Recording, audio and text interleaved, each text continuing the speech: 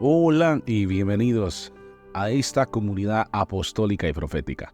Queremos compartir contigo temas esencialmente poderosos para tu crecimiento y tu edificación ministerial, ya que Dios está buscando que tú seas certero en el llamado y la asignación que Él te ha dado. Quiero citar Génesis capítulo 20, versículo 7.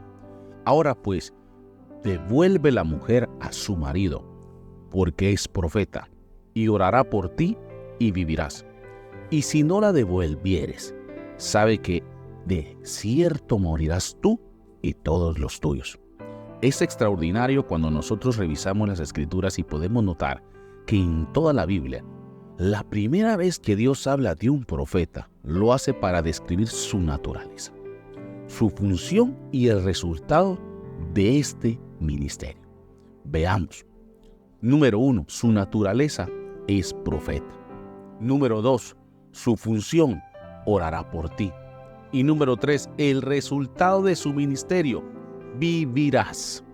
Vivimos tiempos absolutamente proféticos, en los cuales predomina una unción profética en el ambiente. Y aunque esto es bueno, también es contraproducente para la iglesia de Cristo, pues el enemigo se ha ido metiendo muy sutilmente dentro de las iglesias con falsos profetas de Satanás y también con pseudos profetas usurpadores, que aunque no tienen el llamado, se hacen llamar profetas y practican la adivinación y la hechicería dentro de la iglesia.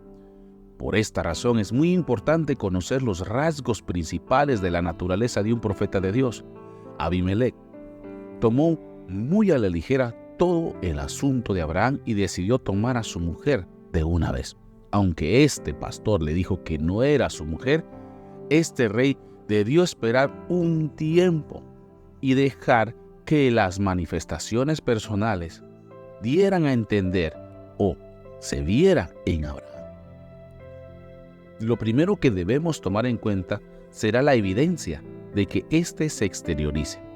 No sus profecías, ni sus actos proféticos, ni una sola forma de hablar, sino sus evidencias proféticas. La primera evidencia es, número 1, Dios da testimonio de que Él es profeta. Génesis 27. Segunda evidencia es que Dios lo protege. Números 12 del 1 al 2. Tercera evidencia, Dios respalda su palabra. Primer libro de Samuel, capítulo 3, versículo 19 al 20. Estas son las evidencias indiscutibles de la naturaleza de un profeta.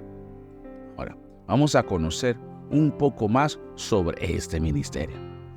Queremos que aprendas lo que un líder debe conocer acerca de este ministerio que rodea nuestro entorno y que es necesario familiarizarnos con él para no ser un tropiezo, sino un aliado, para no ser víctimas de los falsos y usurpadores, sino que estemos tan claros en el conocimiento de la verdad que podamos reconocerlos para desechar lo malo de estos falsos y absorber lo bueno de los verdaderos profetas de los tiempos divinos del nuevo vino. Bendiciones y espero que esto te esté edificando, así que ánimo, avanza y sigue adelante que Jesús va a tu lado. Hoy hablaremos la esencia del profeta. Después oí la voz del Señor que decía: ¿a quién enviaré y quién irá por nosotros?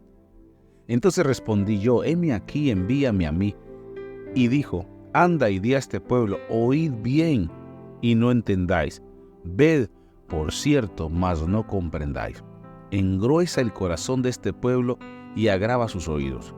Ciega sus ojos para que no vean con sus ojos, ni oigan con sus oídos, ni su corazón entienda, ni se convierta y haya para él sanidad. Para entender un poco más acerca de la esencia del profeta, debemos caminar en el entendimiento de 3 puntos principales, los cuales nos ayudarán a una mayor comprensión de este ministerio. Debemos conocer el verdadero llamado profético y las verdades sobre un oficio, como también es de suma importancia el conocimiento acerca de los tipos de profetas que podemos saber cuando tenemos ante nosotros a un verdadero o un falso o un usurpador. Su llamado. El llamado de Dios para el ministerio profético es algo sumamente especial. Podemos verlo en el llamado al profeta Isaías, como el Señor mismo se presenta ante él con una manifestación poderosa de su gloria. Cuando nosotros observamos algunos aspectos del llamado de Isaías, podemos notar inmediatamente los principios divinos para el llamamiento profético. Veamos los primeros principios del llamamiento. Número 1. El mundo espiritual es revelado y abierto para él. Sus ojos se abren. ¡Boom! Hay una esfera que puede él visualizar. Lo segundo es que Dios se manifiesta en toda su gloria y poder. No hay ningún motivo por el cual Dios no le revele a su profeta la gloria y el poder que él tiene. El tercero, Dios consagra su boca para dar su palabra profética. De suma importancia es que el Señor limpie nuestra boca, limpie nuestra alma, limpie nuestro corazón para que esté preparada para dar un mensaje profético. Cuarto principio, Dios lo envía con un mensaje profético. Esto es extremadamente poderoso sin duda alguna. Quinto, Dios le garantiza lo que sucederá en su ministerio. En estos 5 principios divinos de un llamado profético, muchos dicen ser profetas hoy en día, pero su naturaleza no da fluidez a los frutos de la naturaleza del llamado profético. Tienen muy poca esencia o no tienen la esencia del profeta. Por esta razón siempre terminan mal en su ministerio, porque siempre el pueblo demanda las manifestaciones de estos principios y las evidencias de lo profético. Ahora vamos a ver su oficio. Ya vimos su llamado, ahora veamos su oficio. No debe de ser un neófito, no sea que envaneciéndose caiga en la condenación del diablo. No puede haber un profeta neófito. Esto lo encontramos en primera carta a Timoteo, capítulo 3, versículo 6. La palabra ministerio también significa oficio o profesión, por lo cual el profeta debe ser un hombre o una mujer altamente preparado a un nivel profesional. Todas las cualidades de un profesional deben resaltar en el ministerio profético del Nuevo Pacto. Cualidades profesionales de un profeta. Neotestamentario. Número 1, tiene que tener preparación en el ministerio. Número 2, experiencia reconocida. Número 3, conocimiento del mundo espiritual. Número 4, excelente en su ministerio. Número 5, apasionado en su ministerio. Número 6, ético en lo que desempeña. Su ministerio no tiene precio. No le pueden llegar al precio. Es importante para la iglesia conocer el origen y las raíces de su cultura celestial. Muchos cristianos hoy en día, por la falta de conocimiento de los movimientos de Dios, se comportan de forma incrédula y despectiva hacia los profetas de Cristo en estos tiempos, alegando las mentiras más grandes de Satanás, sacada de una descontextualización de las palabras de Jesucristo. Cuando el Señor se enteró que Juan el Bautista había muerto, dijo que Juan había sido el último de los profetas, pero debemos ver bajo qué contexto Jesús lo está diciendo. El problema es que hoy las personas interpretan las escrituras de forma alegórica, liberal, que los lleva a una interpretación bíblica muy subjetiva y ligera, generando así un errado conocimiento de las verdades de Dios. Entre estas verdades mal conocidas están la naturaleza del profeta y los tipos de profeta. Fíjese que la Biblia está dividida en 2 pactos, el Antiguo y el Nuevo Testamento. El Antiguo Testamento, durante el pacto antiguo, es la alianza con Israel. Note usted que es antiguo. ¿Qué quiere decir esto? Pues que aún tiene muchos siglos de existir, aún está vigente. Y Jesús dijo que Él no había venido a abrogar, esto es, desafar o eliminar la ley, sino que al contrario, a cumplirla y establecer que en una tilde será eliminada, cambiada o omitida. Pero ahí hay algo que nosotros debemos tomar en cuenta en cuanto al cumplimiento del pacto. Este pacto es superado por Él. Jesús sabía que tan solo desde que van 40 años a esa generación judía, esta sería la última generación del antiguo pacto, pues estaban en la antesala de algo extraordinario que Dios había con la humanidad. Pues estaban en la antesala de algo extraordinario que Dios haría con la humanidad. Esto sería la redención a través de la muerte de Cristo, el Mesías. Ahora debemos tener en cuenta algo muy importante, y es que cada pacto tiene sus normas, estatutos y principios. y también facilitadores. Podríamos llamarlos voceros o como ustedes quisieran. Estos fueron los profetas del Antiguo Testamento. Jesús sabía que esta generación ya le quedaba poco y que con esta generación se cerraría temporalmente la ley por causa de la dispensación de la gracia o pacto de los gentiles. Ahora, en el Nuevo Testamento, Juan sería el último de los profetas de ese pacto antiguo, que ya está por cerrar tras la muerte y la resurrección del Cordero de Dios. Este es Jesucristo. El pacto nuevo del Dios con la humanidad es muy diferente ahora. No es necesario cumplir tantas leyes y estatutos, pero sí es primordial que el hombre entienda que su Creador es uno solo y lo ama con infinito amor y que demanda que la humanidad lo ame de la misma manera. Dios no nos exige cumplir una ley tan grande, amplia y extensa como lo que Él estableció al pueblo judío, pero sí nos exige reconocer a Jesús como nuestro Salvador personal y llevar una vida reservada para Él. Esto se llama tiempo de gracia.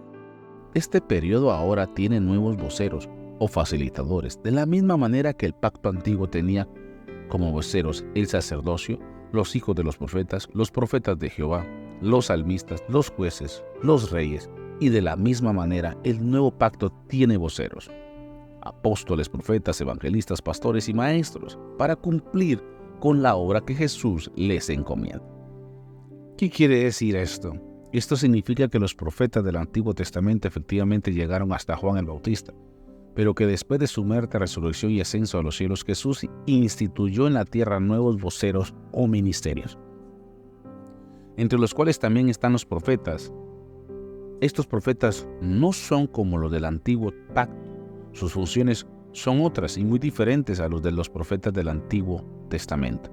Muchas veces también hemos visto personas que presumen ser profetas y creen, y no solo creen, sino que también garantizan que Dios les ha levantado como profetas de juicio para condenar y maldecir iglesias.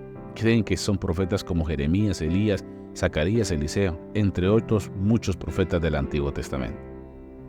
Existe una verdad que no se puede negar cuando hablamos de los profetas, y es que los profetas del Nuevo Testamento son muy diferentes de los del Antiguo Testamento. Dios no va a levantar un profeta en estos tiempos con los mismos propósitos, funciones y unción de algunos del Antiguo Testamento, debido a dos razones. Número uno, los profetas del Antiguo Testamento eran para hablarle a Israel y sacudirla. Dos, estamos en tiempos de gracia. Por lo tanto, Jesús no envía condenación a su iglesia, de manera que ni los profetas han caducado, ni tampoco un profeta de este tiempo podrá llegar a hacer acciones como las del pacto de Israel. Cuando alguien intenta hacerse creer que es un profeta al rango de Elías, Jeremías o Eliseo, yo simplemente entiendo que este ministerio no tiene una idea clara en cuanto a lo que es un ministerio profético de estos tiempos de la gracia. Y sobre todo, si realmente es profeta, no ha entendido el privilegio tan grande que es ser un profeta en el tiempo de la gracia, donde los profetas no están para enjuiciar, ni condenar, ni maldecir al pueblo, donde los profetas no son saetas contra los pastores, sino que por el contrario, sino que son enviados por Dios para declarar bendición, paz y liberación sobre todo el pueblo. En estos tiempos, un profeta debe denunciar el pecado en el pueblo, pero no pelea contra el pueblo, ni contra su líder, sino contra Satanás y sus ángeles oscuros, arrebatando al pueblo de sus garras y romper toda cadena de esclavitud que el enemigo quiera colocar sobre los hijos de Dios. El profeta de hoy entiende que cuando un profeta maldice a la iglesia, está hiriendo en contra de los pequeños de Dios, y Jesús dijo claramente que ay de aquel que toca a uno de sus pequeños. De modo que el profeta de estos días es ético en sus profecías y no actuaría de esa forma. En el periodo del Antiguo Testamento los llamaba el Padre directamente, en el periodo del Nuevo Testamento los llama el Hijo personalmente. Por lo tanto, sus funciones no son las mismas.